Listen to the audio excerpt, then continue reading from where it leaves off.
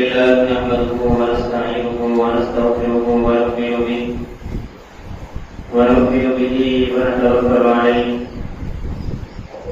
ونعوذ بالله من شرور أنفسنا ومن سيئات أعمالنا من يهده الله فلا مضل له ومن يضلل فلا هادي له ونشهد أن لا إله إلا الله وحده لا شريك له ونشهد أن سيدنا ومولانا محمدا عبده ورسوله صلى الله تعالى على خير خلقه محمد وعلى آله وأصحابه وبارك وسلم تسليما كثيرا كثيرا. أما بعد فأعوذ بالله من الشيطان الرجيم. بسم الله الرحمن الرحيم.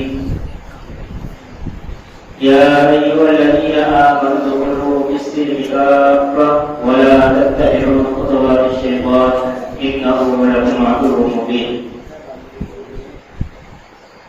عن أبي هريرة رضي الله تعالى عنه قال قال رسول الله صلى الله عليه وسلم إذا مات ابن آدم انقطع عمله إلا من ثلاثة: صدقة جارية أو علم ينتفع به أو ولد صالح يدعو له. قرآن کریم کی ایک آیت اور نبی کریم صلی اللہ علیہ وسلم کی ایک حدیث پڑھی ہے. اللہ تعالیٰ سے دعا ہے کہ اللہ تبارک و تعالیٰ صحیح طرح سے بات کہنے کی، سننے کی، سمجھنے کی اور پھر ہم سب کو اس پر عمل کی توفیق نصیب فرمائے. قرآن کریم کی یہ جو آیت ہے یہ ایک مسلمان کو ایک کلمہ گو کو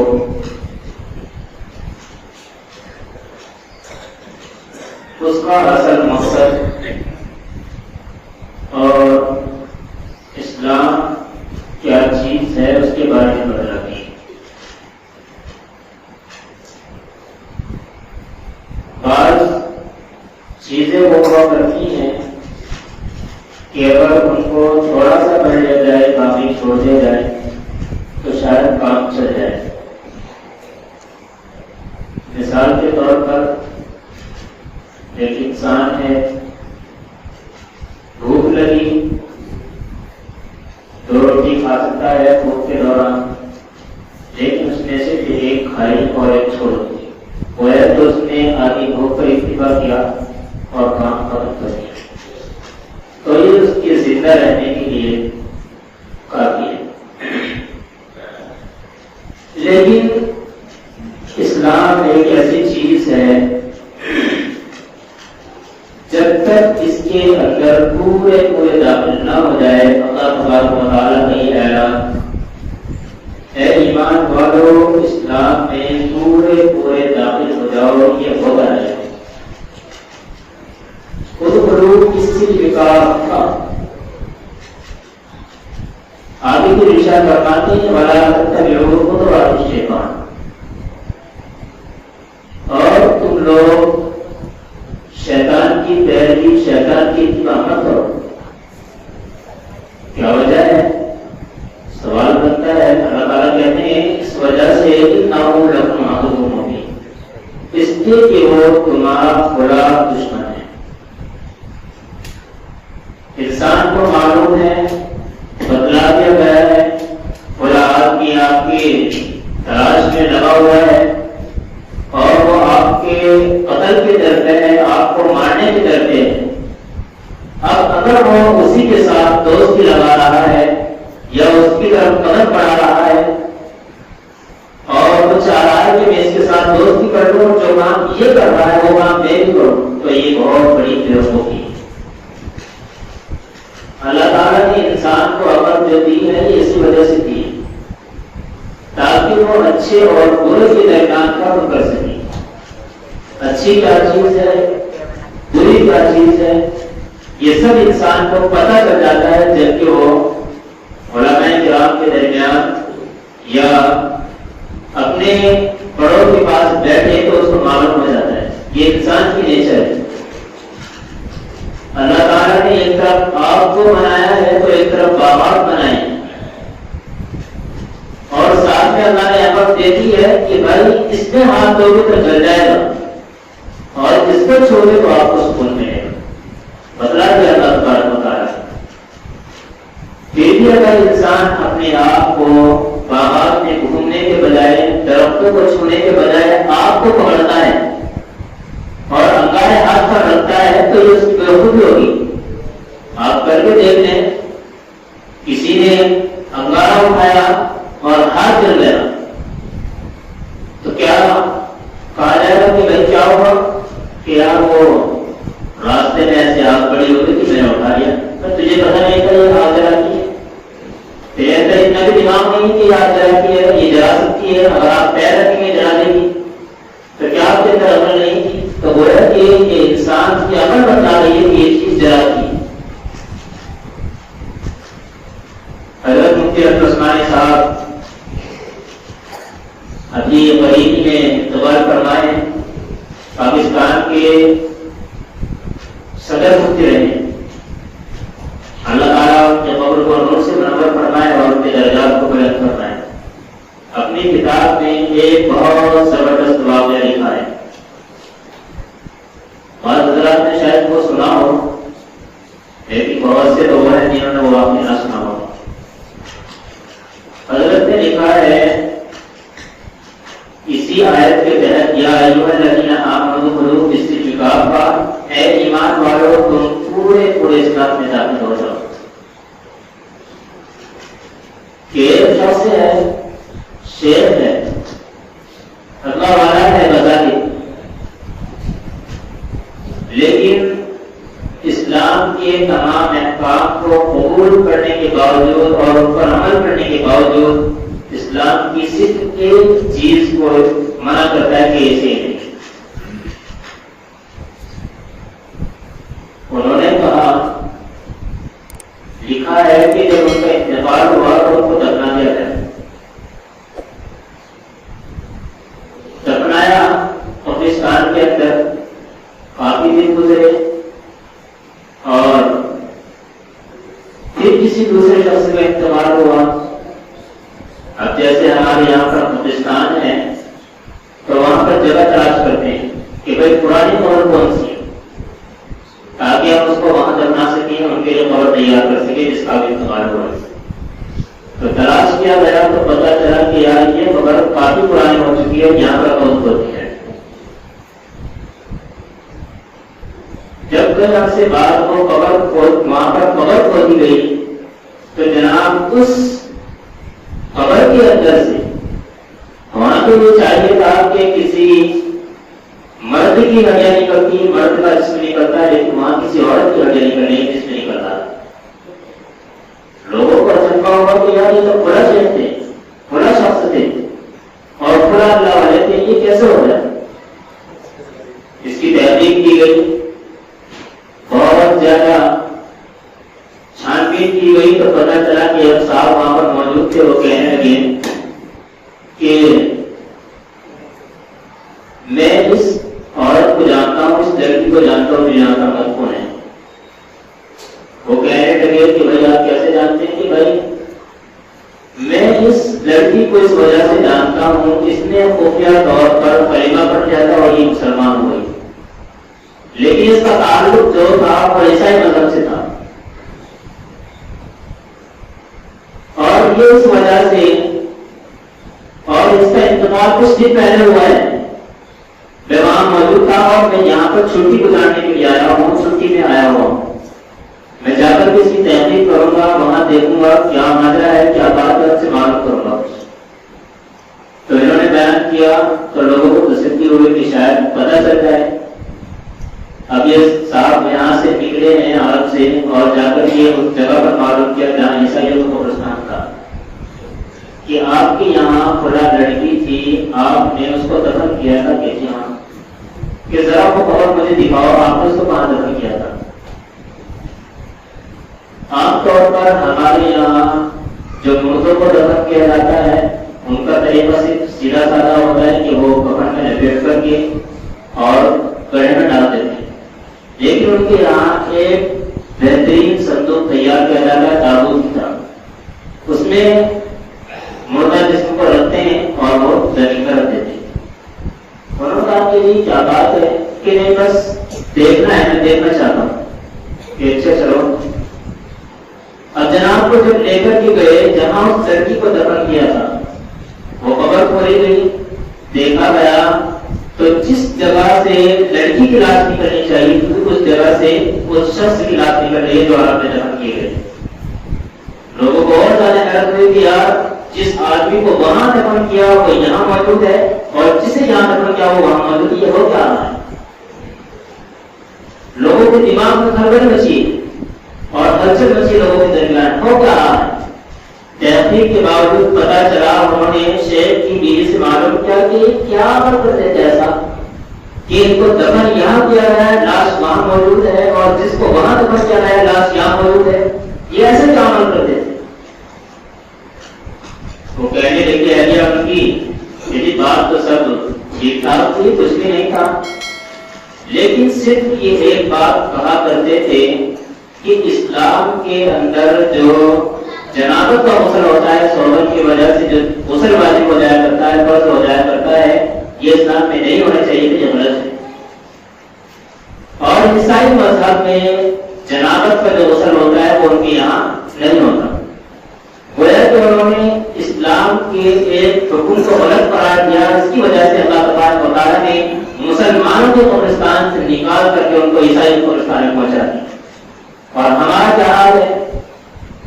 ہم پوری زندگی گوروں کا گاتے ہیں، گوروں کا کھاتے ہیں، گوروں کا پہنتے ہیں اور بات اسلام کا ہے، اور ہم سمجھتے ہیں کہ ہم سب سے بڑے مسلمان، سب سے بڑے مومن ہیں، گویا کہ ہمارے پاس جنت کا سرٹیفکیٹ آ چکا ہے۔ تو یہ سمجھانے کے لیے انہوں نے اس آیت کے تحت میں بہت زبردست واقعہ لکھا ہے، اور یہ بات ہوتی ہے اس لیے ہمارا پہناوا دیکھا جائے تو وہ انگریزوں جیسا، ہمارے بال، ہمارے بچوں کے بال ہمارے دہیج جیسے کیسے ہیں، کہنے کے باوجود اور سمجھانے کے باوجود بھی اگر کٹنگ ہوتی ہے تو وہ بھی غور والی ہوتی ہے۔ آپ صلی اللہ علیہ وسلم کے زمانے میں کچھ حضرات نے اس طرح کی کٹنگ کرائی، آپ صلی اللہ علیہ وسلم نے دیکھا تو صحابہ کرام نے بیان کیا ہے نہا رسول اللہ صلی اللہ علیہ وسلم عن القضاء، کہ آپ صلی اللہ علیہ وسلم نے قضاء سے منع فرمایا ہے۔ صحابہ کرام کو اشکال ہوا کہ یا رسول اللہ آج تو بہت عجیب سا لفظ استعمال ہوا ہے، کبھی سنا نہیں، حالانکہ عربی ہے، عربی جاننے والے ہیں لیکن سمجھ میں نہیں آیا۔ آپ صلی اللہ علیہ وسلم نے ارشاد فرمایا کہ آدھے بالوں کو لے لینا اور آدھوں کو چھوڑ دینا، اس کو قضا کہا ہے۔ ذرا نکلے تو گلیوں میں کیا آپ جتنے یہاں بیٹھے ہیں اپنی اپنے ٹوپے اٹھا کر کے دیکھیں تو آپ کے بال کہاں سے زیادہ کٹے ہوئے ہیں، کہاں سے کم کٹے ہوئے ہیں، آپ کو خود اندازہ ہو جائے۔ اور ہمارے نوجوان عجیب عجیب شکل بنائے ہوئے، ہاتھوں میں پڑے ہیں، کانوں میں گندے ہیں، ہجڑا بننا کا شوق۔ ارے بھائی اللہ نے جنس مرد بنایا، مرد بن کر کے ہو، مرد کی شان ہوتی ہے تو وہ چہرے پر داڑھی رکھے، اور اگر بال لمبے ہیں تو بال پورے کے پورے رکھے، امکان نہیں ہے۔ آپ صلی اللہ علیہ وسلم کے بالوں کے بارے میں تین الفاظ آتے ہیں، جمعہ جمعہ ہوتا، اگر آپ حضرات کو معلوم۔ آپ صلی اللہ علیہ وسلم نے پوری زندگی صرف ایک یا دو مرتبہ عمرہ اور حج کے موقع پر آپ نے بالوں کٹایا ہے۔ اس سے امکان نہیں کہ چھوٹے بال رکھنے والوں کو ان کے اوپر نکیل کی جائے کہ یار آپ ایسے کیوں کرتے ہیں، جب آپ صلی اللہ علیہ وسلم بال رکھتے ہیں، جائز ہے، لیکن آپ صلی اللہ علیہ وسلم کا عمل اور فعل کیا تھا اس کے بارے میں بتا رہا ہوں۔ آپ صلی اللہ علیہ وسلم نے جو بال رکھے ہیں وہ کانوں کی لو تک، کانوں کی لو سے کچھ نیچے، اور آپ کے تیسرے بال جب زیادہ دن ہو جایا کرتے تھے چلتے ہوئے آپ کے بال آپ کے اچھلنے کی وجہ سے گویا کہ جب آپ چلتے تھے تو بال اٹھ کر کے آپ کے کندھوں کو ٹچ ہوا کرتے۔ یہ سب سے بڑے اور سب سے لمبے آخری بات ہے آپ صلی اللہ علیہ وسلم کی۔ امکان نہیں ہے، لیکن پورا مرد ہونے کے بعد ہے یہ چیز۔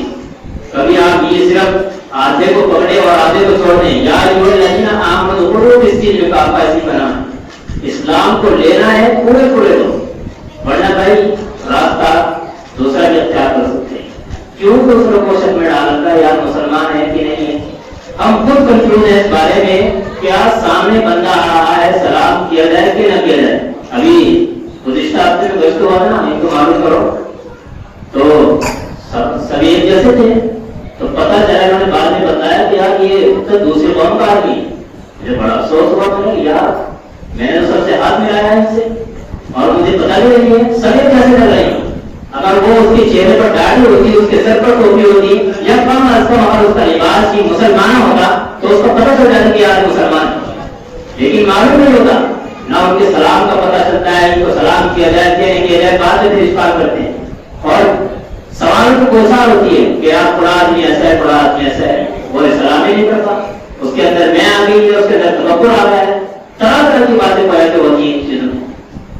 تو چیزوں یہ آیت ہے بہت درس دیتی ہے انسان کو. اسلام کے اندر پورے پورے داخل ہو جاؤ اور اپنے آپ کو اسلام کے اندر پورا پورا داخل کرنے کی کوشش کرو. بہرحال یہ آیت تو مجھے اس کی تفسیر یا اس کی وضاحت میں نہیں جانا تھا، لیکن جب سامنے آئی ہے تو اس کے بعد بارے میں بتلایا. دوسری حدیث میں نے پڑھی ہے، حضرت ابو ہریرہ رضی اللہ تعالیٰ بیان کرتے ہیں کہ آپ صلی اللہ علیہ وسلم نے ارشاد فرمایا اذا مات ابن آدم انقطع عمله، کہ جب انسان آدم کی اولاد مر جاتی ہے انقطع عمله تو اس کا عمل ختم ہو جاتا ہے. ابھی آپ زندہ ہیں، اللہ نے آپ کو صحت دی ہے، تندرستی دی ہے، آپ دنیا میں موجود ہیں، آپ کو اللہ نے طاقت دے رکھی ہے کہ آپ 2 رکعت نفل پڑھ سکتے ہیں، آپ قرآن کریم کی تلاوت کر سکتے ہیں، آپ کسی کے لیے سرائے بنا سکتے ہیں یا آپ کسی کے لیے نل لگا سکتے ہیں، کنواں کھود سکتے ہیں. گویا کہ دنیا کے اندر رہتے ہوئے جب تک آپ زندہ ہیں ہر اچھا عمل کر سکتے ہیں. آپ کو اللہ نے طاقت دے رکھی ہے. حضرت ابو ہریرہ نے بیان کیا کہ آپ صلی اللہ علیہ وسلم نے بیان کیا ہے کہ جب انسان مر جاتا ہے تو اس کی یہ تمام عمل ختم ہو جاتی ہے. وہ یہ چاہے کہ یار میں مرنے کے بعد قبرستان میں جا کر کے 2-4 رکعت قبر میں کھڑا ہو کے پڑھ لوں گا، تو یہ ناممکن ہے. عمل ختم ہو چکے ہیں، اب وہ کچھ کر بھی نہیں سکتا. حتیٰ کہ یہاں تک دیکھا گیا ہے کہ اگر کسی باپ نے اپنے بچوں کو اپنے بیٹوں کو وصیت بھی کی ہے تو تب بھی اس کی اولاد اس وصیت کو پورا کرنے کے لیے ہچکچاتی ہے. کیا بات کیوں کریں؟ ہمارے باپ نے تو ہمارے لیے کچھ کیا نہیں. یہ ہوتا ہے بات میں.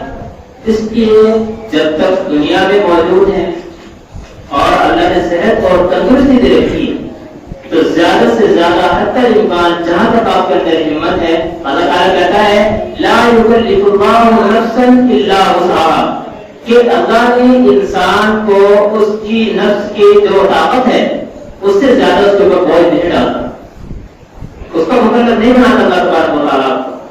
اللہ نے کہا ہے اقیموا الصلاۃ، نماز پڑھو. اللہ نے کہا آتوا الزکاۃ، زکات ادا کرو. اللہ نے کہا ہے صوموا کتب علیکم الصیام، کہ تمہارے اوپر روزے فرض کر دیے گئے تو روزے رکھو. تو یہ کیا عمل ہے؟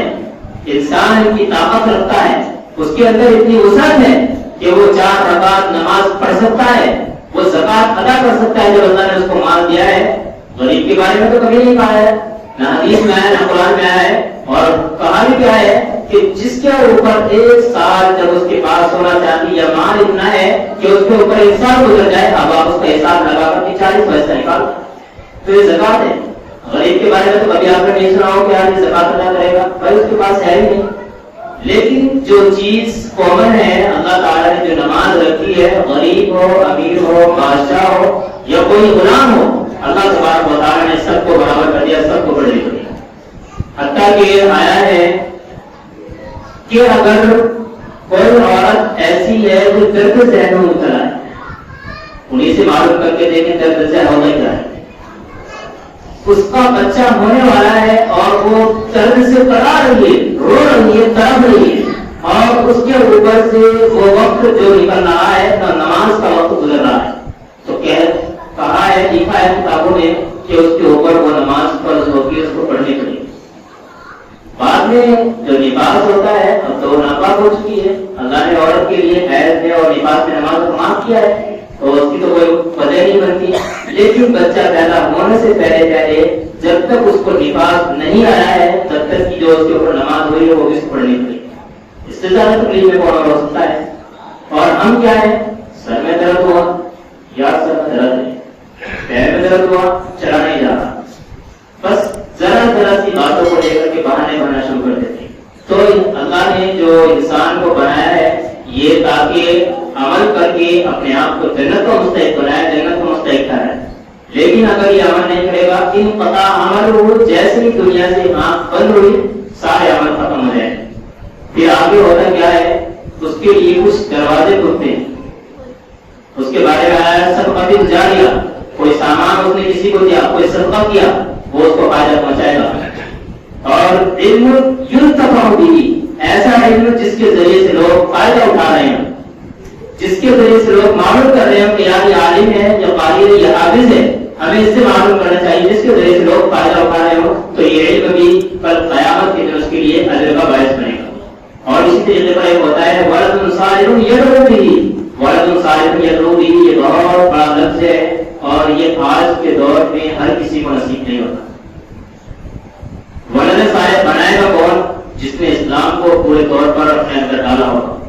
ورنہ حضرات کہتے کیا ہے کہ یار کھائے گا کہاں سے؟ بہت بڑے بڑے اشکالات ہیں. حضرت امام مسلم رحمہ اللہ یہ جو انتقال ہوا ہے یہ بغیر کھائے انتقال نہیں ہوا تھا، یہ کھانے کے بعد انتقال ہوا تھا.